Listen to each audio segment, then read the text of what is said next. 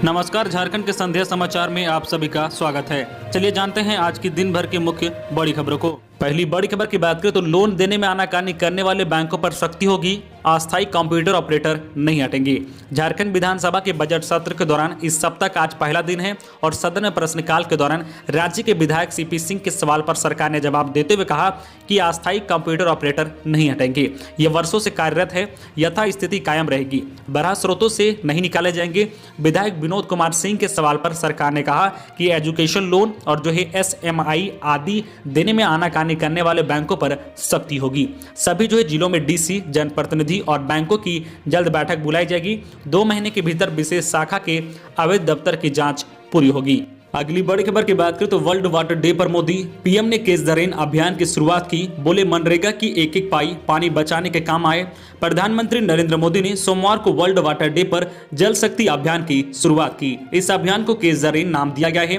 PM Modi ने video conferencing के जरिए इसकी शुरुआत की। उन्होंने कहा कि मनरेगा का पैसा और कहीं नहीं जाना चाहिए, इसकी एक एक पाई पानी बचाने के काम आनी चाहिए। उन्होंने कहा कि मानसून आने में अभी कुछ हफ्ते का समय है, इसलिए हमें पानी बचाने की तैयारियां अभी से जोरों से करनी है।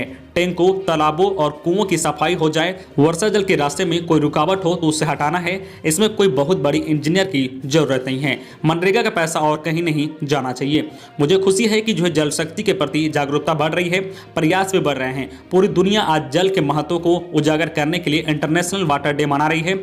हम 2 महत्वपूर्ण उद्देश्य के लिए यहाँ जुटे हैं। दुनिया के सामने उदाहरण पेश हो और भारत में पानी की समस्या का समाधान हो। अगली बड़ी खबर की बात करें तो मधुपुर विधानसभा उपचुनाव। आसू से बीजेपी में शामिल हुए गंगा नारायण, टिकट मिलना तय। ज्वाइन करते ही कहा बचपन से ही बीजेपी का नारा लगाता था, आज पार्टी का सिपाही बन गया। आसू के नेता गंगा नारायण सिंह ने सोमवार को बीजेपी में शामिल हो गए और इनके शामिल होते ही अब लगभग यह स्पष्ट हो गया है कि मधुपुर उपचुनाव में ये बीजेपी के उम्मीदवार होंगे। केंद्रीय समिति से औपचारिकता पूरी होते ही अगले 102 दिनों में इसकी घोषणा हो सकती है। पार्टी ज्वाइन करते ही गंगा नारायण सिंह ने कहा कि बचपन से ही बीजेपी का नारा लगाता था, आज इस पार्टी का सिपाही बन गया हूं। बिना लोभ और लालच के पार्टी के लिए काम करूंगा। गांव और गरीबों के सम्मान के लिए शामिल हुआ हूं। बीजेपी का सिपाही होने के नाते निस्वार्थ भाव से गांव के लिए काम करूंगा और पीएम के विचारों को गांव तक पहुंचाऊंगा। अगली बड़ी खबर की बात करें तो वन विभाग के कर्मियों ने ठप किया काम। अनिश्चितकालीन हड़ताल पर बैठे, सरकार पर लगाया आरोप। 20 साल काम करने के बाद भी सरकार बिचौलियों के अधीन करना चाह रही है। वन विभाग के कर्मियों ने सोमवार से काम ठप कर हड़ताल शुरू कर दिया है। यह झारखंड राज्य सरकारी मोटरयान चालक संघ और झारखंड वन विभागीय कंप्यूटर ऑपरेटर संघ के तत्वाधान में प्रदर्शन कर रहे हैं। डोरंडा स्थित वन विभाग के मुख्य गेट के आगे ही हड़ताल पर बैठ गए हैं और वन विभाग के खिलाफ नारेबाजी कर रहे हैं। हड़ताल में दैनिक वेतनभोगी चालक, डेटा एंट्री ऑपरेटर और कंप्यूटर ऑपरेटर शामिल है। इस हड़ताल में राज्य भर के वन विभाग में कार्यरत 689 से ज्यादा कर्मी शामिल हैं। हाथों में तख्तियां लिए हैं और गेट पर नारेबाजी कर रहे हैं। इनकी नाराजगी इस बात से है कि 2 दशक तक काम करने के बाद भी सरकार इन्हें बिचौलियों के अधीन करना चाह रही है। यह आउटसोर्सिंग पर कर्मचारियों की नियुक्ति की तैयारी की जा रही है। आंदोलनकर्मी इसे रद्द करने की मांग कर रहे हैं। अगली बड़ी खबर की बात करें तो झारखंड से बिहार और उड़ीसा का सफर होगा आसान। जल्द पटरी पर दौड़ेगी ये ट्रेनें।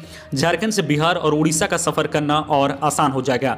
ट्रेन में यात्रियों की भीड़ को कम करने के लिए रेलवे बोर्ड ने और ट्रेनों के परिचालन को मंजूरी दे दी है। जल्द धनबाद पटना एक्सप्रेस और धनबाद भुवनेश्वर गरीब रथ एक्सप्रेस पटरी पर दौड़ेगी। आपको बता दें कि रेलवे बोर्ड ने सभी जोन को 10 अप्रैल से पहले 90% ट्रेनों को चलाने का आदेश दिया है। इधर पूर्व मध्य रेलवे ने 10 अप्रैल तक 95% ट्रेनों के परिचालन का लक्ष्य रखा है। अगली बड़ी खबर की बात करें तो डरा रहे हैं कोरोना के ताजा आंकड़े। 24 घंटे में करीब 47,000 मामले, 212 लोग की मौत। देश के कई राज्यों में कोरोना वायरस एक बार फिर से तेजी से पांव पसार रहा है।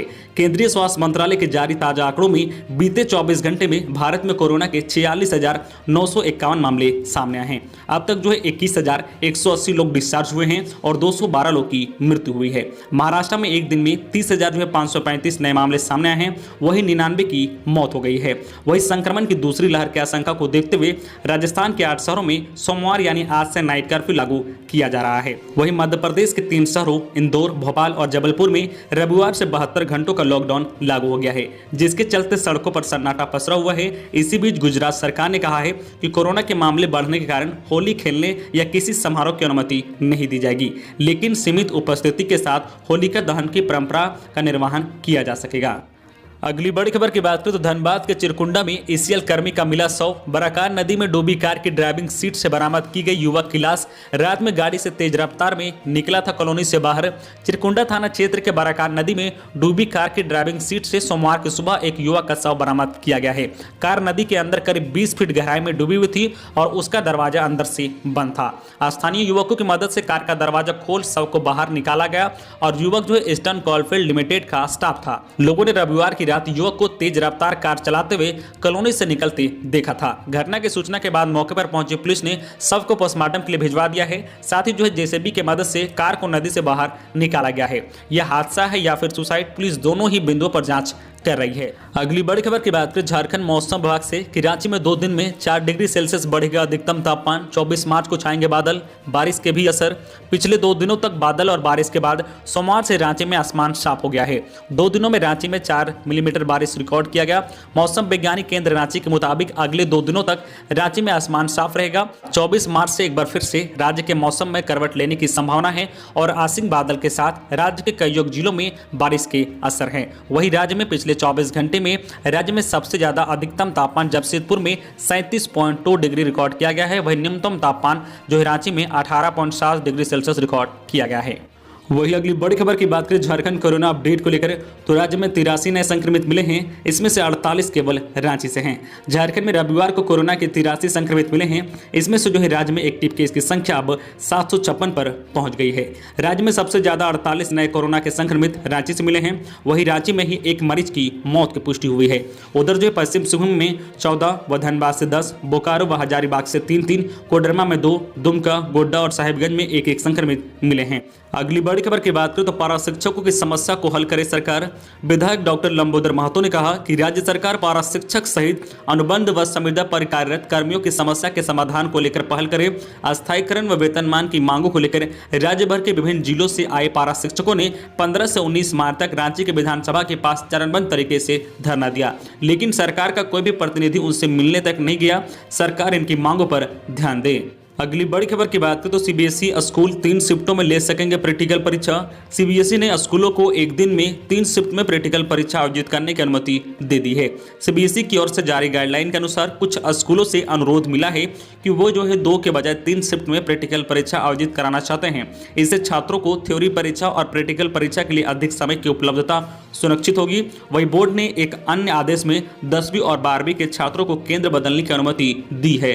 छात्र अलग केंद्र से प्रैक्टिकल और थ्योरी परीक्षा के लिए आवेदन कर सकते हैं। जो छात्र अपने परीक्षा केंद्र को बदलना चाहते हैं उन्हें 25 मार्च तक आवेदन करना होगा। अगली बड़ी खबर की बात करें तो 810 किलोमीटर सड़क योजना को स्वीकृति जल्द। राज्य के अति उग्रवाद प्रभावित क्षेत्रों के लिए 810 किलोमीटर सड़क योजना को जल्द स्वीकृति मिलने वाली है। भारत सरकार इस माह के अंत या अप्रैल के पहले सप्ताह तक इसकी स्वीकृति दे देगी। इसकी प्रक्रिया की जा रही है। रोड जो है connectivity project for left wing के तहत इस योजना को स्वीकृति दी जा रही है। गृह मंत्रालय की ओर से राज्य के अति उग्रवाद प्रभावित क्षेत्रों के लिए इन योजनाओं को स्वीकृति दी जाएगी। इससे राज्य के ऐसे उग्रवाद प्रभावित क्षेत्रों में सड़कें बनेगी जहां आज तक सड़कों का निर्माण नहीं हुआ है। इसका क्रियान्वयन जो है Jharkhand state rural road development authority की ओर से कराया जा रहा है। तो ये थी आज की झारखंड की टॉप बड़ी खबरें। इसी तरह झारखंड की हर छोटी बड़ी खबर देखने के लिए आप हमारे चैनल न्यूज झारखंड चैनल को सब्सक्राइब करके बेल आइकन प्रेस कर दीजिए, जिससे आपको झारखंड की हर छोटी बड़ी खबर का अपडेट आप तक पहुंचता रहे। तो आज के लिए बस इतना ही। हमें दीजिए इजाजत, फिर मिलते हैं नेक्स्ट न्यूज में।